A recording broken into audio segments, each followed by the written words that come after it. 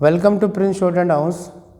Students, हमारे YouTube channel पर अभी बहुत सारे स्टूडेंट क्वेश्चन डाल रहे हैं और फ़ोन भी मुझे करते हैं कि चंडीगढ़ हाई कोर्ट में जो अभी CPT 18 एंड 19 ऑफ दिसंबर को होगा स्टेनोग्राफर की पोस्ट के लिए, PA के लिए, और उसमें जो स्किल टेस्ट होगा वो कैसा होगा, कितनी प्रैक्टिस करनी चाहिए, या CPT के बारे में लिखते हैं। तो मैं समझता हूँ आप हमारी इस वीडियो को पूरा देखिए और हमारे चैनल को लाइक सब्सक्राइब कीजिए।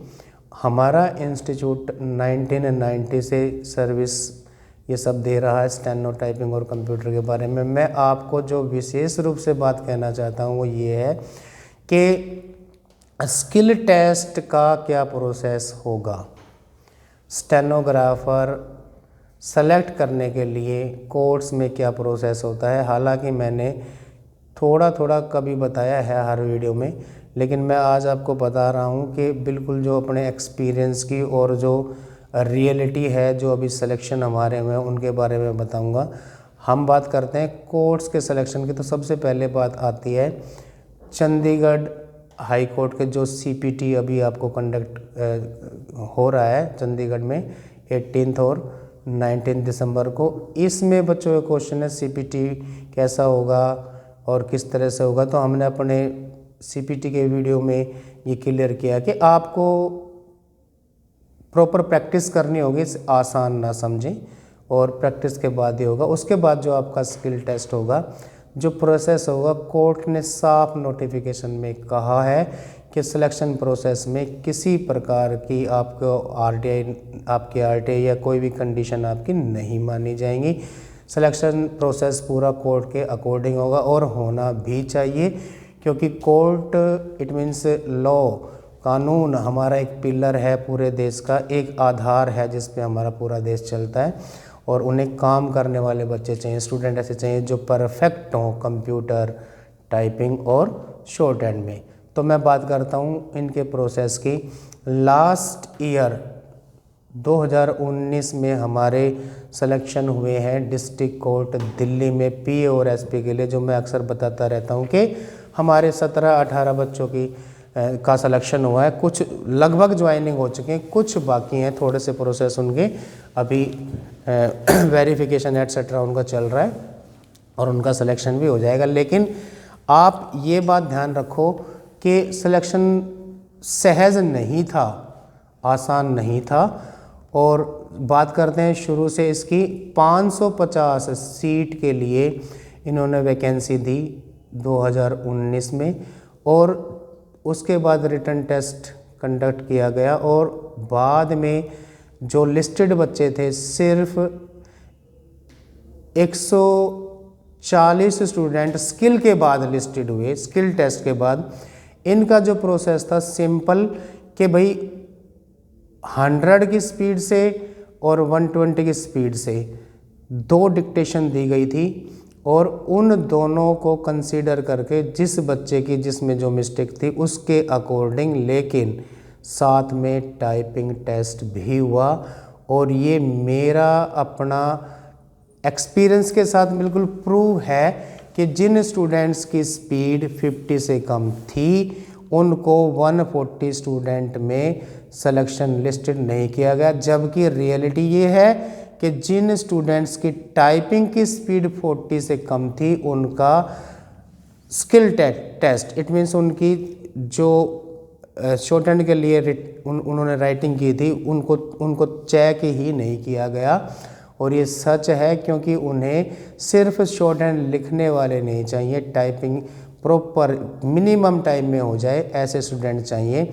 और जबकि जैसा मैंने बताया कि 550 वैकेंसी के लिए नोटिफिकेशन था, 140 बच्चे लिस्टेड हुए, और किसी तरह से किसी प्रकार से स्टूडेंट्स का कोई भी जो स्टूडेंट्स को स्किल टेस्ट के समय दिक्कतें आई, कुछ एक्सेंट में आई, कुछ उनके वॉल्यूम्स में आई, किसी सेंटर में थोड़ी बहुत कुछ और प्रॉब्लम थी, बच्चों ने RTI लगाई। सुपर स्टूडेंट जिनकी मिस्टेक 2 और 1% होती थी, हमारे यहाँ पे 100, 120 और 140 तक वो लिखते थे, उनके सिलेक्शन भी इस सेंटर, कुछ सेंटर्स की वजह से रहे, लेकिन कोर्ट ने ये किसी को कंसीडर नहीं किया, किसी की बात ये नहीं मानी कि ऐसा हुआ।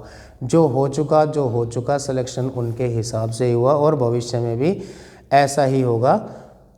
ये एक इंसिडेंट हो सकता है कि कुछ स्टूडेंट बहुत बेटर थे और उनको वही सेंटर मिला, लेकिन आप उसको किसी तरह से क्लेम नहीं कर सकते। और इसी बात को आगे बढ़ाते हुए मैं बताता हूँ आपको कि जो सिलेक्शन 140 स्टूडेंट्स का हुआ, उसके बाद कोर्ट की अपनी सोच, कोर्ट की अपनी रिक्वायरमेंट, उन्हीं स्टूडेंट्स जो ऑलरेडी लिस्टेड थे 140, वो उनका सिलेक्शन 4% मिस्टेक्स पे हुआ और 4% मिस्टेक के सिलेक्शन के बाद तब जब उन्हें लगा कि हमें तो रिक्वायरमेंट बहुत ज़्यादा है, अभी स्टूडेंट हमें और चाहिए, हमें एम्प्लॉय और चाहिए, स्टेनोग्राफर और चाहिए, तो उन्होंने एक सेकंड लिस्ट भी दी जिसमें 180 स्टूडेंट्स को सेलेक्ट किया गया और 10% मिस्टेक तक के स्टूडेंट को सिलेक्ट किया गया। बिकॉज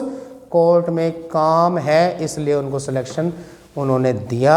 सिलेक्शन हो रहे हैं, ज्वाइनिंग हो रही है, लेकिन टोटल अंडरटेकिंग के साथ, इट मीन्स कंडीशंस के साथ कि आपको प्रोबेशन आपका 2 इयर्स का रहेगा, बट आपको विद इन 1 ईयर कोर्ट कभी भी स्किल टेस्ट कंडक्ट करा सकता है और उसमें आपको 4% मिस्टेक के साथ आपका दोबारा से स्किल टेस्ट होगा और उसको आपको पास करना पड़ेगा, अदरवाइज आप कोर्ट में एम्प्लॉय नहीं रहेंगे।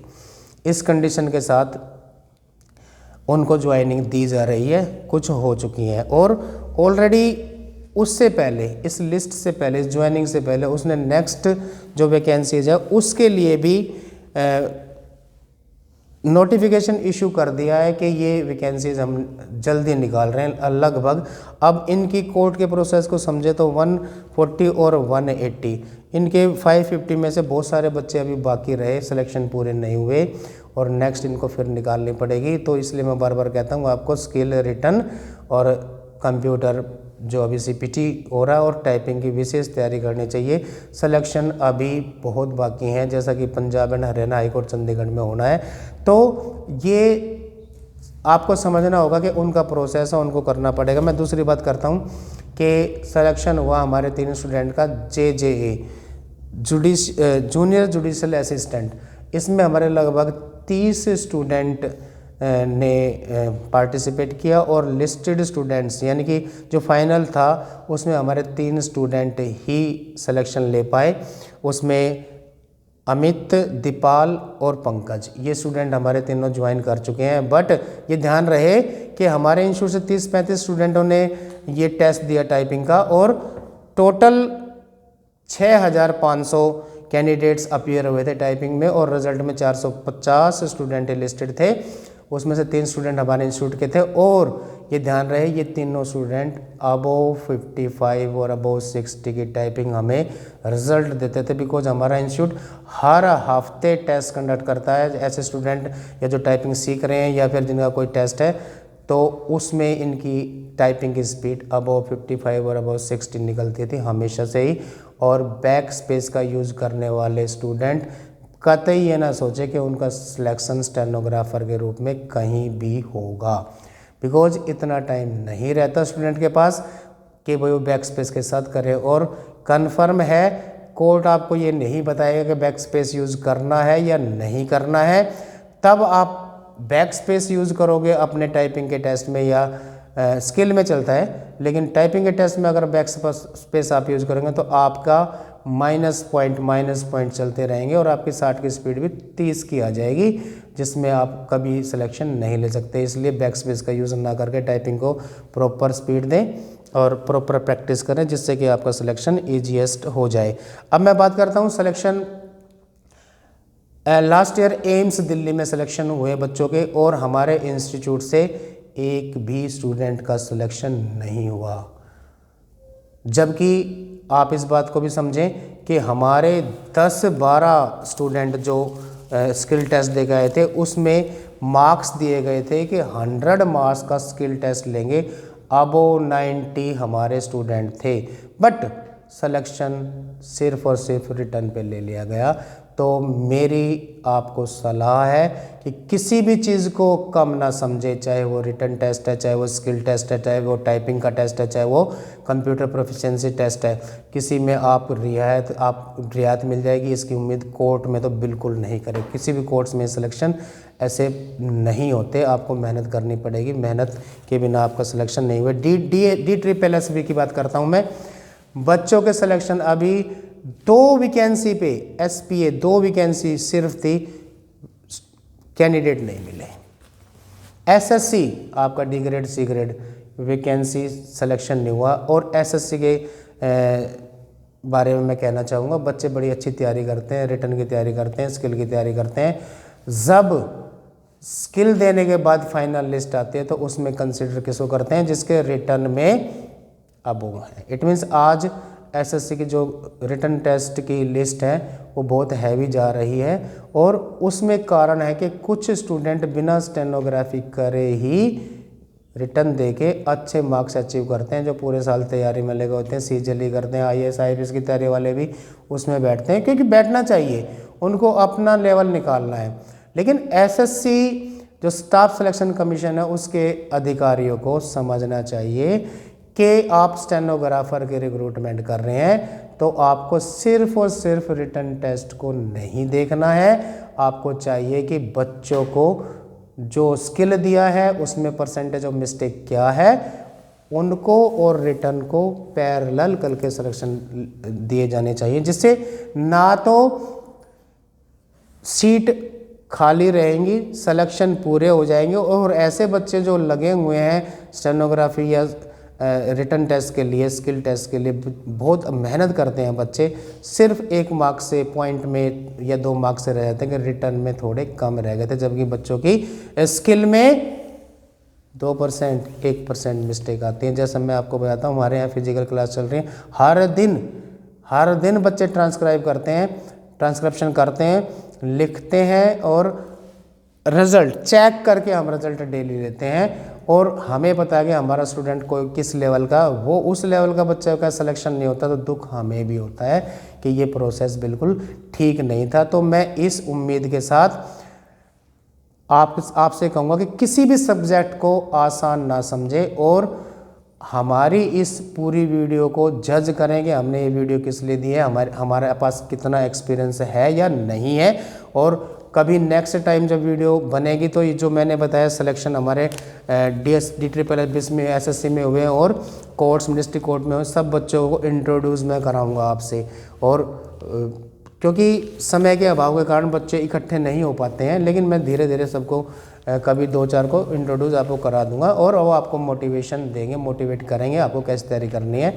और साथ में मैं चाहूँगा कि जैसे मैं अक्सर बोलता हूँ कि हमारे YouTube चैनल को आप सब्सक्राइब करें, ज़रूर करें या ना करें, लेकिन जिस लेवल पे आप तैयारी कर रहे हैं, आप स्टेनोग्राफर बनना चाहते हैं, आपके सराउंडिंग जो स्टूडेंट है, जो 12th पास से ग्रेजुएट है, जिनको पता ही नहीं है स्टेनोग्राफी क्या होती है, शॉर्ट हैंड क्या होती है, आपको टाइपिंग में किस लेवल पे जाना है, उन बच्चों को ज़रूर समझाएं कि आपको सरकारी नौकरी लेनी है। तो एक अच्छा वे है। और इसी संदर्भ में एक वीडियो और बनेगी हमारी कि कुछ बच्चे कुछ अलग टारगेट लेके बैठे हैं, 5-5 साल 10-10 साल उसमें 7-7 साल लगा देते हैं, लेकिन सिलेक्शन नहीं होते। CGL ओनली CGL, बट एक ही चीज़ की रट नहीं होनी चाहिए, सिलेक्शन हमारे यहाँ स्टेनोग्राफी में भी बहुत हैं और अच्छे हायर लेवल के हैं, अच्छी सैलरी पे हैं। तो सभी स्टूडेंट जो स्टेनोग्राफी कर रहे हैं, आपकी एक नैतिक जिम्मेदारी है कि आस पड़ोस, रिश्तेदारी, परिवार और कहीं भी आपको ऐसे स्टूडेंट मिलते हैं जिनको पता नहीं है, उनको बिठा के समझाइए, अपना थोड़ा टाइम समाज सेवा, ये समाज सेवा है, एक परिवार पलता है एक नौकरी से, तो आपको चाहिए कि ये काम आप ज़रूर करें। इसी के साथ मैं अपनी ये वीडियो अब समाप्त करता हूँ। उम्मीद करता हूँ कि आप अच्छे से इसको इम्प्लीमेंट करेंगे अपनी लाइफ में। Thank you.